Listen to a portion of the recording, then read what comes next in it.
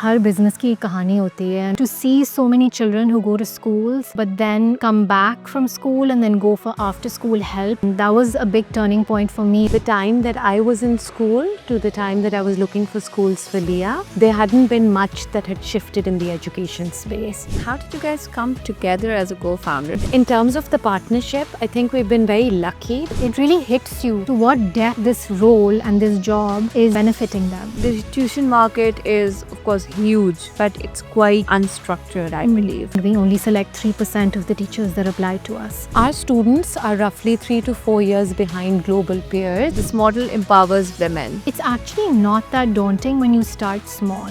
We started small. Making it too big in your head can be daunting, and which is why I said you need to have a partner first. It's difficult to start off with something, but it's even more difficult to persevere in something. As you put forward one step, more and more doors open up for you. Hi everyone, Assalamu alaikum. This is Mariam Jamal and welcome to another inspiring episode of Founder Interview Series by Women Entrepreneurs of Asia. Today we're joined by two incredible women who are reshaping how children learn and women earn in Pakistan. They saw gaps in Pakistan's education system and chose not to look away. Instead, they built an impactful and scalable solution. Please welcome the co-founders of Dot & Line, Maheen Adamji and Leena Ahmed. Assalamu alaikum. Assalamualaikum. Thank you for having us. Mariam. How are you both? Very well. Thank you so much for coming over. It's a pleasure to have you both, Maheen and Leena. Thank you. I'm grateful. So let's start with your journeys. What was the dot and what was the line? The specific moment when both of you realized that this idea is needed to exist. But I think her business की एक कहानी होती है, and where we really started was from our own journeys. I was working, Maheen and I both graduated from LSE. I came back. I was working at Acumen, where I was working on the health and education portfolio. Then I went into work at a literacy center. And I think वहाँ से to see so many children who go to schools, but then come back from school and then go for after school help to learn how to read. That was a big turning point for me, where I was like, why are these kids going, for tuitions in Pakistan? And I think it speaks to the larger problem of large class sizes. Everyone is not at the same pace, and so they need that additional help after school. I think that's really when it hit me how big that market is, that it's a shadow economy, it's completely fragmented. And I think around the same time, Maheen had just had her baby Leah, and I let her speak about that. So my daughter was born, and I felt that the time that I was in school to the time that I was looking for schools for Leah, there hadn't been much that had shifted in the education space. And when I mean shifted, you may have had new schools and new campuses crop up, but the mindset and the philosophy behind education was still very much stigmatizing mistakes, and the pedagogy, the scaffolding, even within the classrooms hadn't moved the way that I thought it would have. And so one day, Leena and I were sitting at my home, and we've been friends since school. And we had this conversation about how the education space was still quite stagnant. And from that conversation, we felt that if, we were to do something, what would be that change? And that's where the idea of Dotted Line came about. But, I often say that with big tech businesses, our story is a little bit different because we didn't have that big idea involving technology right at the outset. It was an idea that grew as our journeys in education evolved and as we matured and understood the need better. So for us, it really started off as a math experimental learning center because we understood that math was a source of anxiety for a lot of children. They weren't able to relate math to the real world. Math wasn't taught in smaller chunks where each child could gain mastery before they moved on. It was a huge, daunting subject. So we started off with that in a very small garage space, eventually grew it to a fairly large center over 3 floors. And then from there, we micro-franchised our program onwards. And at the start of COVID was where our online journey began. Wow, wonderful. So, how did you guys come together as a co-founder? Because, friendship is something and then partnership is something else. Yeah. So it's I think a very important decision to take I think in both of our lives, there was a light bulb moment, as she shared that, when her daughter was born, she felt that something was missing. Simultaneously, I was working in a space where I was seeing so many kids come to learn after school, and so I think there was that yearning of doing something together, but something that's different and not available here. And I think that's really what the initial brand of Dot in Line was. It was a space where all our friends and so many people we knew from the community, they started coming to us because the curriculum and the ideation around what we were teaching was very different. Even math as a concept, when we started it, it was all based on conceptual learning, looping back to real world examples in every single math problem sum that children were solving. So it was done very differently. And then we kind of progressed to having summer camps, which was super innovative. The curriculum was very out of the box. We were discussing artists from Pakistan like Sadiqain, bringing Faiz Ahmed Faiz's poetry down to the level of the child, and bringing all these beautiful components to a summer experience. So I think that was really the hub. When Maheen says like experiential learning, it was bringing all those pieces down to the level of the child. And then from there, going on to getting any component of expansion with technology integrated into it. As in terms of the partnership, I think we've been very lucky because you're absolutely right. This friendship that's built on connection and trust. And then, one goes into a partnership and you have to figure out that dynamic. But I think the friendship serves the partnership component. So because there was this understanding between Leena and I as friends, I think that served the partnership, but our personalities came together in the partnership very beautifully. So we've been working together for over 7 years now. And I think that partnership grew organically. There has to be some effort put into it. So that effort to take time to listen to one another, to leave space for one another, for our own areas of growth and areas that we feel, Leena has her own strengths, I have my own strengths. And based on that, our operational management in the company is divided. But having said that, it's also a space that is built on mutual respect.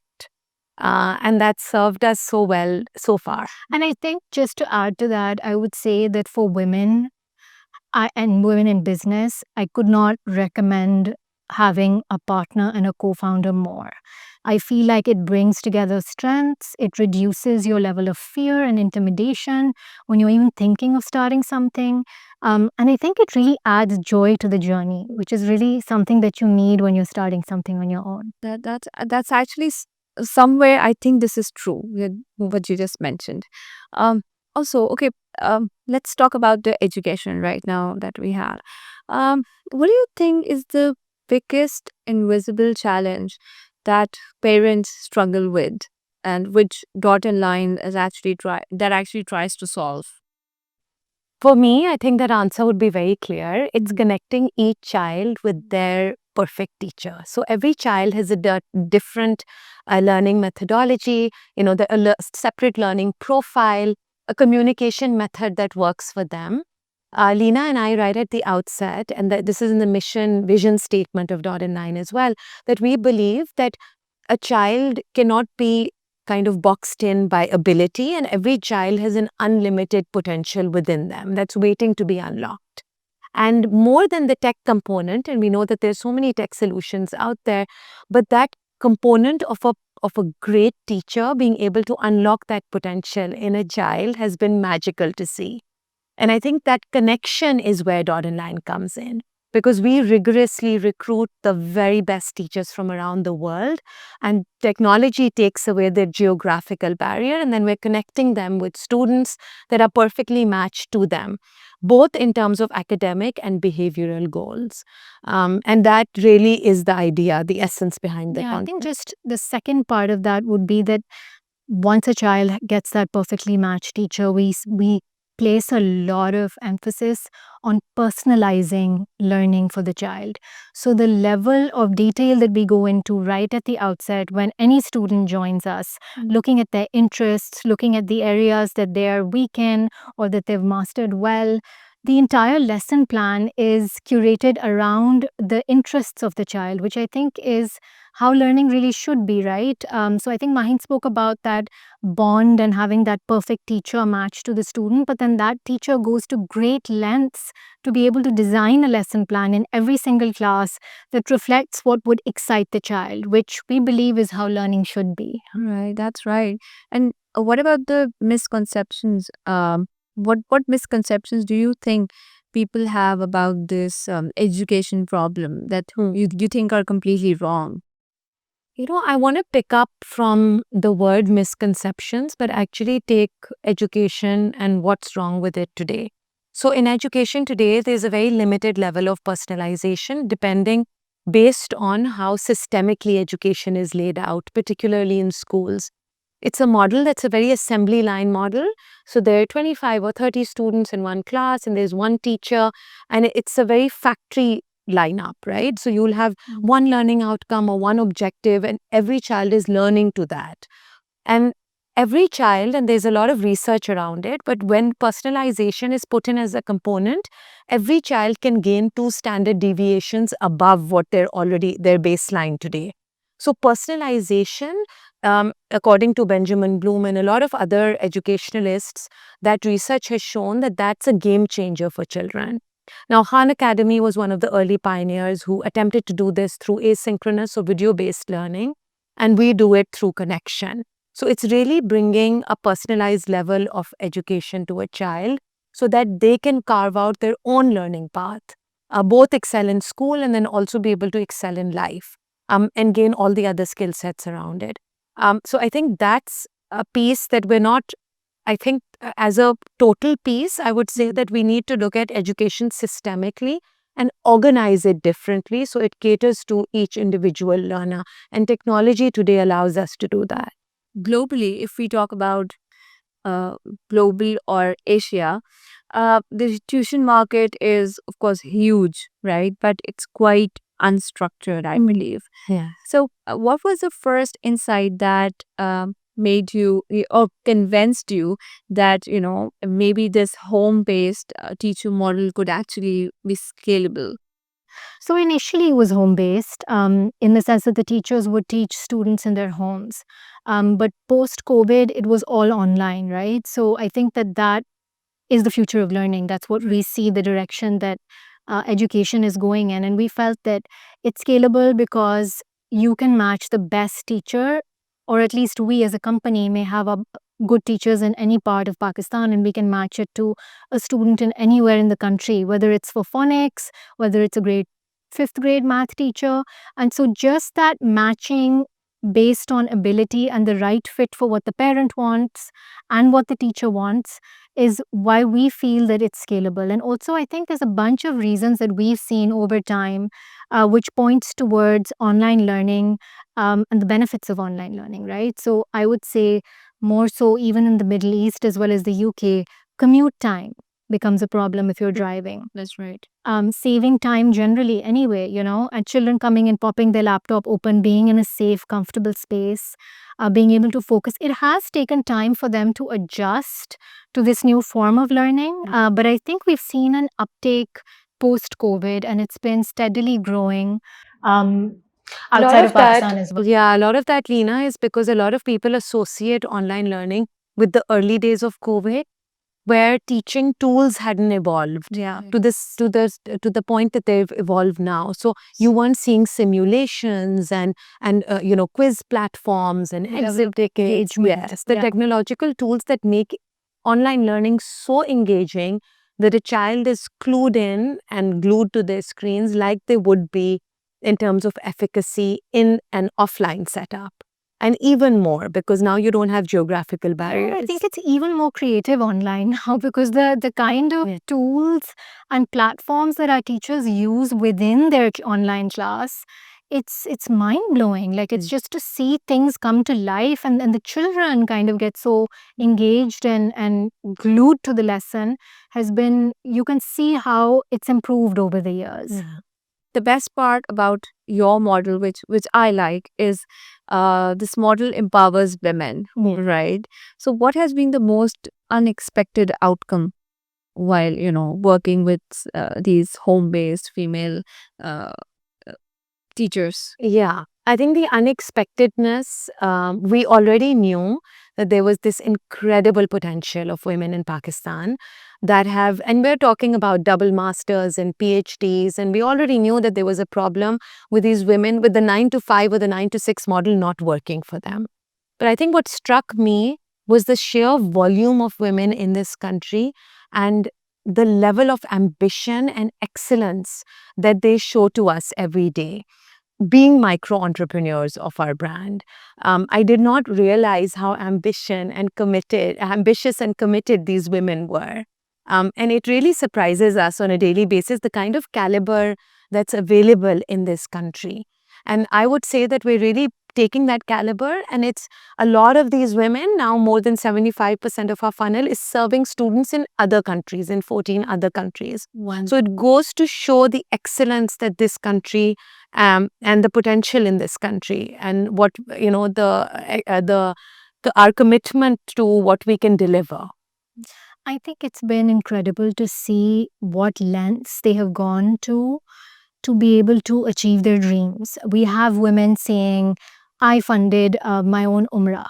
We have women saying, I, paid for my son's university education. We have women saying, I'm a single mother now, but I'm completely funding all my expenses. We have like all these stories that come to us every day. And while one would think that a model would work, I think it's just been so heartening to see all these stories reach us on a daily basis, I would say. That these women have actually gone out and you can see the impact it's having in their lives, within their homes. Right. So, what's that most meaningful thing a parent or a teacher has said to you that made you think that, okay, this is why we do this? What was that thing? I think there was one moment where we had one of our teacher partners who became lost, like her marriage broke and she was a single mom. And I think that because we saw that happen, but at the same time, seeing her stand up on her own 2 feet, support her family, I think that was a big turning point for me, where you saw that it really hits you to what depth this role and this job is benefiting them. It's really like she was running her whole household. And then when you look at a micro level, of course, it's even more in other women's homes. And I think for parents, I can narrate maybe a few stories, but I'll pick one. I think children are often labeled, unfortunately, at a very young age, and they put in a box. She's not very good at math. He's very shy. He can't speak publicly. And Leena and I have done a lot of unlearning with our teachers, where we've taught them not to label children early on. That's so true. And to have that connection with them and to have a child evolve in the journey of learning. And I remember there was a mom who came up to me and, she was like, initially when we joined, my daughter was always told she's not good at math, and she started believing that. But in that journey of unlearning, we discovered that she was just doing math a little bit slower than the rest of her peers. And we told her that, hey, Einstein was a slow mathematician too. And that totally flipped her own perception of herself. And when she started to believe in herself, you could see that in her learning outcomes and in the way that she was learning as well. And I think there's a whole bunch of these stories where parents said that, here's somebody, earlier I was talking about human connection. Somebody who believes in my child, somebody who's taking that time out, like Leena said, to understand what are your interests, what are they, my daughter, I often say this, her math and coding teacher on the Dot Online Network lives in Botswana. And in her gratitude journal, she had put her as number 1. So I'm grateful for Auntie Javeria and she, every day she would wake up excited that, okay, today I'm going to have her class and I have so many things in my life to share with her. So the magic of that human connection cross-border has been such a beautiful thing to see from the parents' end as well. We had a parent reach out to us and tell us that they were on holiday. And these are, of course, parents that live in different countries. And the child just wanted to tell the teacher all about the holiday. She's sitting at the back of a car, not really present at the holiday, but wants to talk to the teacher about the holiday and give her every single detail, which I think that really goes to show how much value they place on the teacher. And it's not just, you hear of kids who just don't want to attend their class, or they don't like a teacher for XYZ reason. But I really think to get to the bottom of it is that if your child likes the teacher, they will love their class and they will end up loving the subject too, which is very, very important. That piece needs to, it needs to be right. If it's not, then, we have subjects that we didn't like when we were younger. And if you go back to it, it's always a teacher that kind of didn't make you love it, Yes, yes, you're absolutely right. If you ask me, I would again say math. Yeah. Yeah. That's a very big one for a lot. And that math anxiety stays with you, and it stays with adults well into their adulthood. And then actually it relates to teacher as well. She's absolutely right. I just realized it, but thanks for making me know. Yeah, But then throws back to that. yes, and then the thing you just mentioned, that labeling the child is, again, I've heard this thing that I've heard this kid saying that my teacher says that you're slow.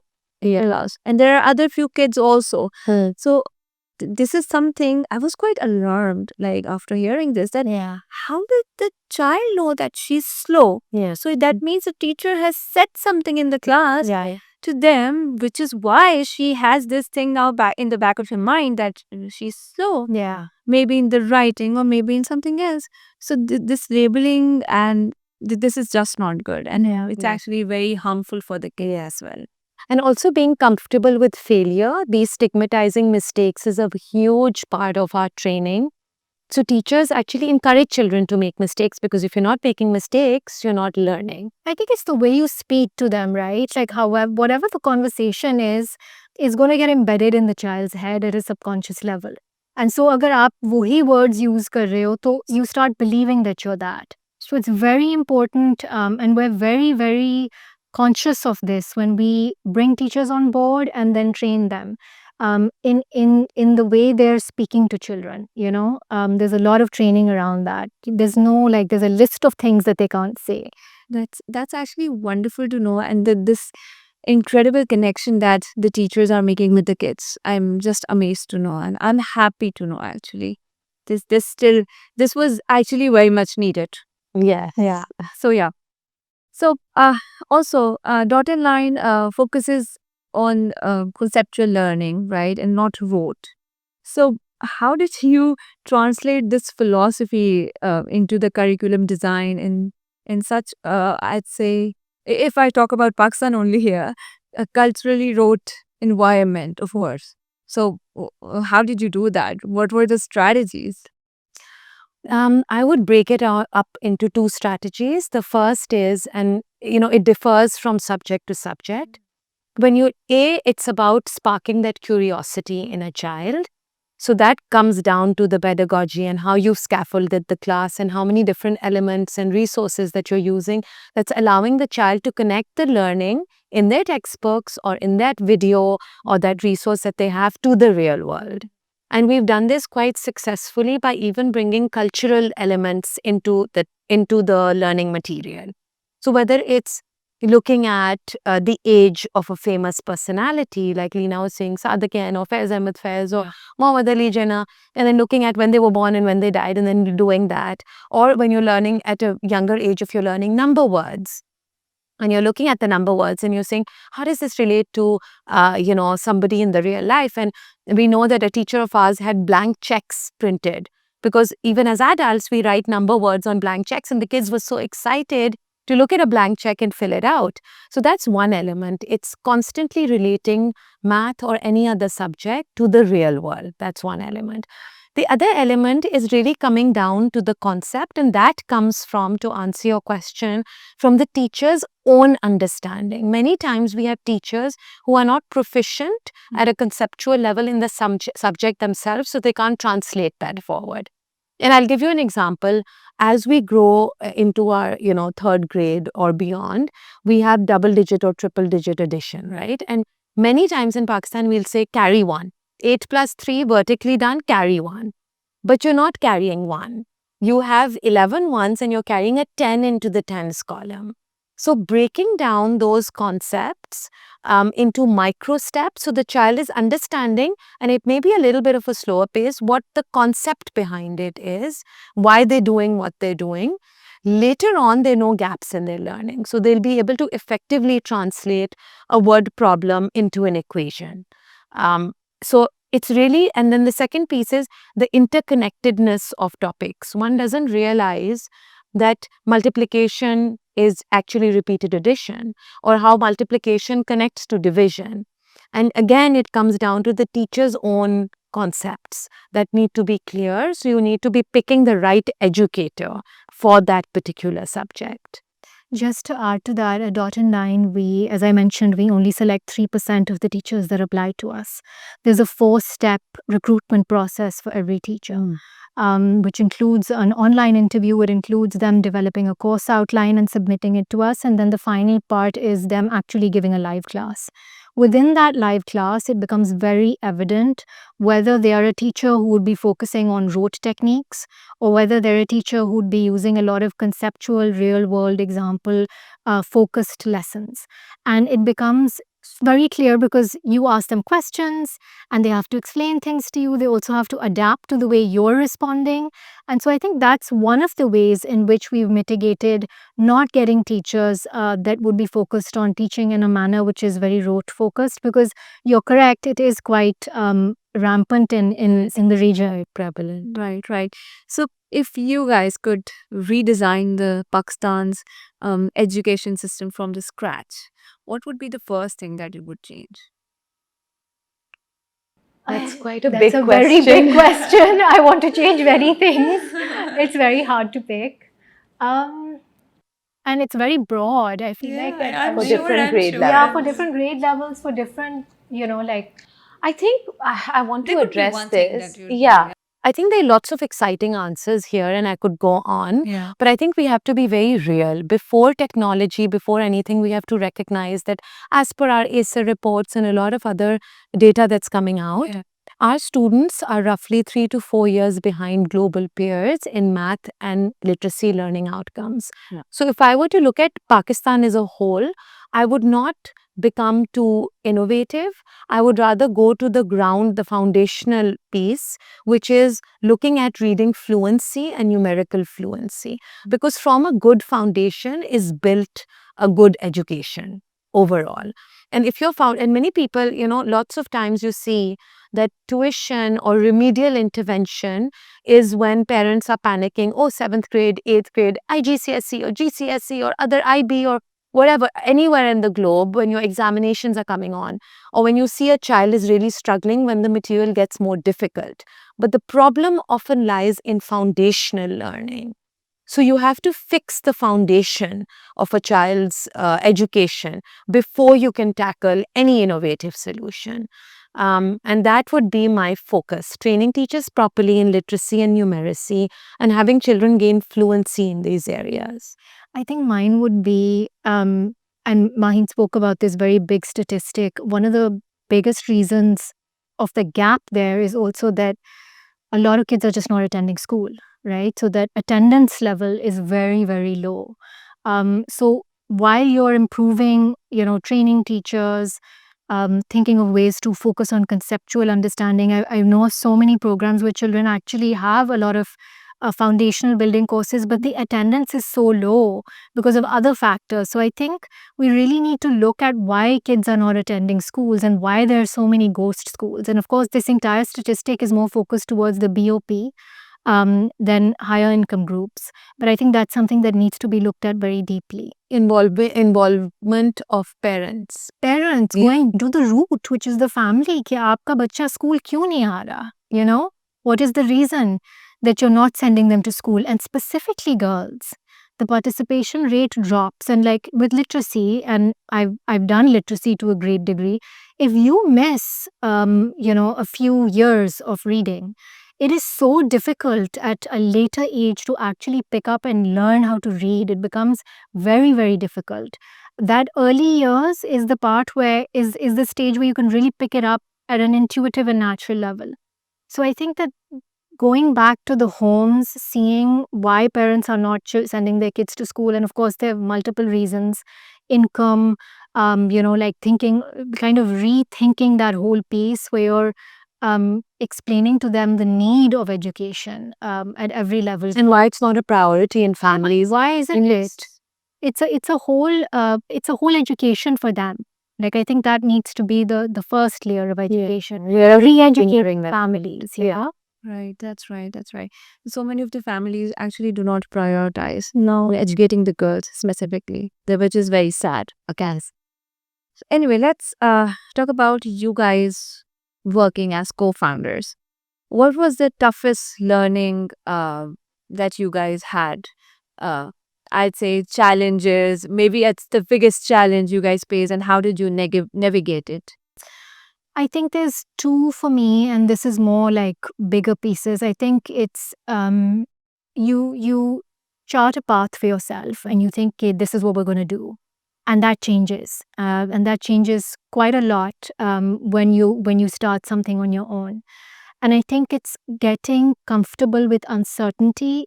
It's something that I think I've built over my time with Dot and Line. And that was a challenge in the beginning because you kind of have your head and your eyes stuck on something, and you're like, okay, this is the business, this is what it's going to be. And with time, it changes, and you get, you start seeing other avenues of growth, and that's uncomfortable first, but eventually you start to build that muscle where you're very comfortable with uncertainty to a certain degree. So I think that would be my area, which was a challenge for me, and then you kind of learn from it. Right, and Yeah. And for me, I think there are two areas. One, Lena would agree with, was I was a real perfectionist and a micromanager. And I've learned to delegate and let go, with Lena screaming in the background saying, yeah, let go, let go. To be able to build that capacity within your team to allow you to be able to grow. Because without a team that's truly empowered, and for you to be able to trust the team with certain operations so that your time is free to be able to expand at a macro level. So that's one piece. And I feel that's been a very important piece, which ties to my second piece, which is saying no more than you say yes. And that comes in both areas. I think you require a whole lot of focus in one direction to make something a success. And so you need to prioritize your time and your energy. And it's very easy at an early stage to expend that energy in multiple areas and then to kind of be headless. So to be able to listen to advice, but to be picky about which advice you choose to move ahead with, to trust your instincts and your gut, and then to really ration your energy as to where it goes. Because as a founder, you will know as well, you're an entrepreneur, that energy gets depleted fast. And that founder burnout is a big thing. yeah. So that's something that one needs to be aware of and feel confident enough to say, hey, I don't have time for this, or this doesn't serve my end goal. That's right and correct. Acha, you guys have, of course, raised funds, and while raising funds, what was the biggest challenge, and also what came as the biggest surprise for you? I think the biggest challenge was that when you're fundraising, it takes up so much of your time that you are just completely pulled away from running your business. And so I think that was a big challenge for us. Secondly, it takes very long. You write 200 people, maybe you will get somewhere with two to a slightly later stage. So I think those two are big ones, which you kind of don't realize where you're going into it. I think at the time when we were raising, there was a lot of hype around fundraising. There was a lot of money coming in. And so to a certain degree, you start thinking that, okay, this is, this is the momentum. But I think it's different for every single company, every single startup. I think it's important to look at yourself and see whether you need to raise, and if you do, when you need to raise. I think those are questions. A lot of self-reflection is what is required when you fundraise. I think that's what I took away from it when we got out of it. And also not to take money from anyone. It is important. And what you said, right, that what was the big kind of light bulb moment, I think that came to us in through a first round of funding, is that there needs to be a value and vision match with your investors because they become partners in your business. So it's very important for you to be deliberate in that process rather than Yeah. Yeah, right. So it's I guess it's a two-way thing. Yeah, absolutely is a two-way thing, but a lot of founders think it's a one-way thing. Yeah, that's You right. need to know that you are also into here. Yes, it's a two-way thing. Of course, you're also giving a bigger part of your project to them. Of course. Absolutely. So you're making them a part of your project. It's Yes. your thing, and you're making them a part. So again, yes. So what excites you the most about the next decade of learning in Pakistan? Also, if AI takes over, is reshaping so much. So where do you think the teachers, humans, mentors, do they still matter the most? I think we're very excited about AI. We're already seeing it impact, our teachers so much. And I think where it really, really shows a lot of depth is that you can really personalize to a very, very high degree with AI, specifically when it comes to lesson planning. And so it saves up so much time for teachers. Their productivity levels are higher. So, to be very specific, that's one area that we're looking at very closely, not just for our own teachers, but also training teachers as we expand our teacher training vertical. how best to use AI tools. Absolutely. So operational efficiency. I think a lot of people look at AI as a front-end tool, whereas the current uses of AI are all around operational efficiency on the back end. So I don't think it's ever going to replace, for example, a teacher, because it's that human connection is still needed. But I don't know if this stat is very important to look at, because teachers only spend half of their time teaching and half of their time in administrative tasks, whether those are communication, grading papers, making their lesson plans, etc. So a lot of that time has been freed up. So that's one piece. And I think with AI, what's really exciting is also the documentation or the tracking of students' learning outcomes and progress. And those have deepened with AI. So being able to see how students are engaged, how many questions they're asking, and how we can map out learning as they're learning in a live learning environment. So AI allows you to make those dashboards in a more granular and deeper way than And what it's the all students dynamic. was. So you can see it in real time. Every single change that's happening in a student's learning journey becomes a real time change. Yeah. Right, right. Okay, so what advice would you like to give to the women who plan to step up into the startup space, maybe, but again, they are holding back due to several reasons, or fear, or I'd say imposter syndrome, or Yeah. stuff like this. What's your advice for them, or also for the women founders who are actually thinking or trying to build something, but again, we know that the infrastructure is weak. Yes. So what's your advice? I think number one, I would say, find a co-founder. I think that really, really, as I mentioned earlier, it reduces the level of fear and intimidation. It brings a lot of, mutual learning for both parties, and a lot of joy in the journey. The second thing I would say is that whatever it is, don't make it too complicated for yourself at the start. If it's something that's tech related, definitely do it manually first. We have always done that. Don't get into complicated tech products when you haven't actually done it manually. So I think those two pieces are very, very important. The third is it's actually not that daunting when you start small. We started small. We were both teachers. We used to teach. We used to do all the lesson planning. We used to do all the cleanup. Then we finally hired one intern. We then moved forward, and now we have a team of 28, yeah. 28. So I think that when you start with yourself, it becomes simpler, and then when you expand, it goes with your journey. So I think making it too big in your head can be daunting, and which is why I said you need to have a partner first. Right. Yeah, and I'm just going to. So you mentioned counterintuitive, and I think there are a lot of people who want to start their own businesses. But I would separate, is it imposter syndrome that's holding you back? Or I have a lot of students who come up to me and say, when I graduate, I have this idea.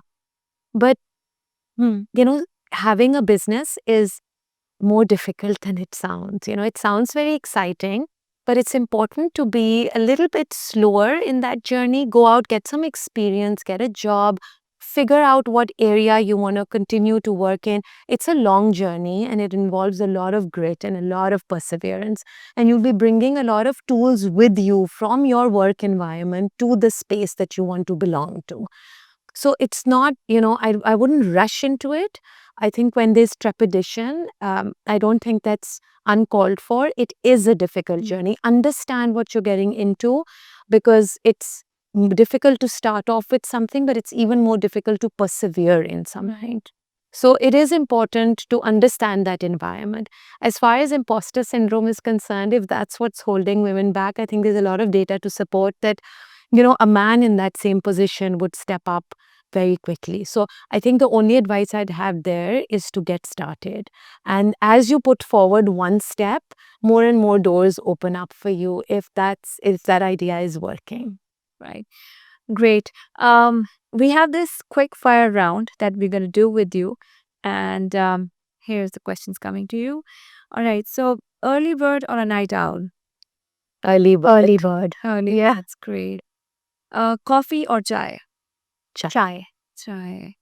What's the one thing you always carry in your bag? Lip balm. Lip balm would be mine. Both of you? Sunglasses. Okay. First app you open in the morning. Oh gosh, I I try don't know. not to. I don't open an app either, but the first thing that I do look at when I get to my phone would be the news. So I usually go to dawnnews.com and then I go from there and watch a Okay. few news. I would check my email. Email. I think that's the first thing I will do. One word that describes your co-founder. Each one of you needs to give Oh a word. gosh. I would say meticulous and perfectionist. Oh wow. Yeah. This is amazing. Can you find a better word than this? Wise. Okay, that's nice. All right. So if you weren't building dot and line, you would be Wow. Building something else. Yeah, 100% building something else. great. One thing you wish every kid in Pakistan could learn early. Critical thinking skills. Yeah, I think I would say logical and critical thinking skills. Emotional regulation would be above it. Critical thinking skills. Yeah, I think critical thinking. Okay. All right. So your go-to stress snack. Snack. Yeah. Oh, We have nuts. Nuts.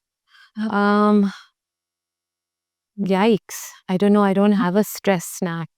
I'm not much of a snack. I'll probably reach out for a drink, like a green tea or a hot drink. Okay. Yeah. Okay. So one women leader who inspires you in Asia. I think Indra Nooyi. Yeah. This is really incredible. Yeah. I think I would probably, I want to go local. We have tons of local also. Yeah, that's what I'm thinking, but nobody's coming. I would really like to name somebody Pakistani. I think there's so many co-founders here who are building incredible companies that inspire me on a daily basis, and they've done so well. Somebody who's coming to mind is the founder of Bus Karo. I think her journey has been very inspiring to see. Yeah. Great. Best advice you ever got in one line. You know what you need. Okay. Trust your gut. Great. A fear you overcame. Uncertainty. How about you? A fear I've overcome. I think for me it would be imposter syndrome. Great. One thing you hope every girl in Pakistan grows up believing. That she can pursue her dreams, whatever that is. Whether you want to work in a full-time job or you want to start your own business, whatever it is that you want to do, that you can create your own reality. And I think a lot of us don't believe in that because we think that we have a certain path and we have to fit that role. Things are now changing for a very small percentage of people, but I think at the macro level, there's still one train of life that every girl thinks she has. And they kind of just stick to that. So I think it would be huge if every girl could just believe that she can achieve her dreams, whatever that is. And believe in her own Yeah, potential. in her own potential. Potential. Great. Okay, so to end this, please share one book, one habit, and one belief that every entrepreneur should build. So I think Atomic Habits by James Clear is a really great book that I read. It focuses on how you make small incremental changes in your day for lifelong and long-term success, and how those tiny habits actually impact your daily life and your environment. So I would highly recommend that for founders. In terms of the other two areas, I think I would say progress over perfection. Take that step, start doing things rather than getting stuck and creating something perfect. Um, and just believe in what you're doing. I think sometimes we get a lot of noise and chaos from others, whether they're people who are advising us or if they're founders that are fundraising. There's a lot of opinions. And I think at the end of the day, you as a founder have to come back. You know what you need, you know what your business needs, you can see the progress, you can see the traction, you know what works, you know the user. So I think coming back to yourself and reminding yourself and believing in what you think is the correct path is very important. Otherwise, you can go all over.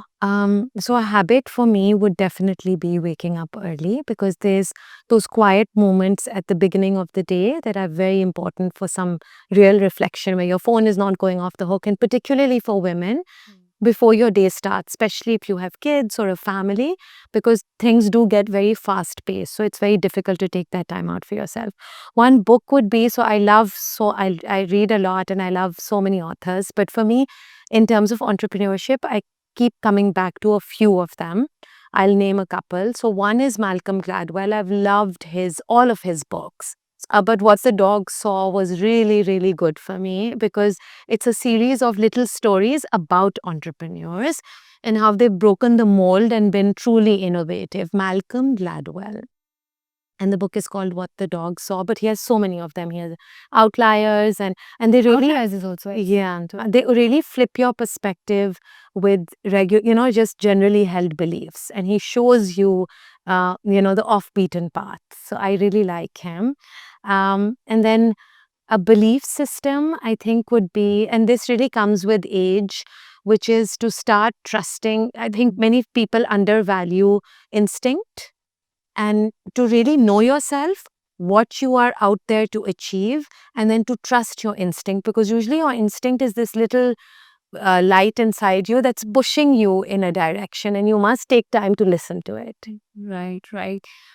Thank you so much for sharing Thank you. your Thank you for having me. journeys and challenges and successes with such openness with us. We're inspired already, and we can't wait to see where Dot Line goes next. Thank you so much. Best of luck to you guys. Thank you. Thank you. Thank you so much for watching us. This is Mariam Jamar from Women Entrepreneurs of Asia. Keep watching, keep shining, and keep leading with heart. Follow your dreams and start over. Thank you. Allah Hafiz.